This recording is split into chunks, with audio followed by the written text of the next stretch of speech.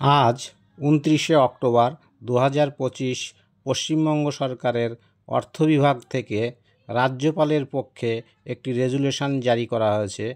রেজুলেশনের বিষয় ২০২৫-২৬ অর্থবর্ষের প্রভিডেন্ট ফান্ডের বার্ষিক সুদের হার।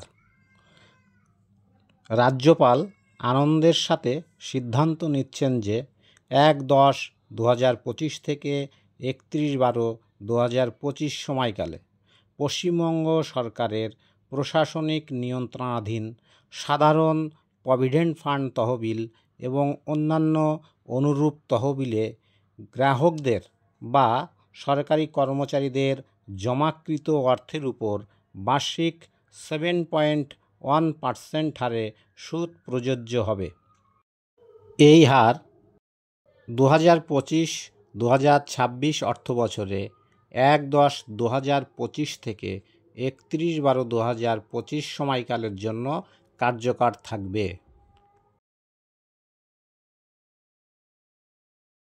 এই হার কোন কোন ফান্ডের ক্ষেত্রে প্রযোজ্য হবে দেখে নিই। General provident fund, West Bengal service.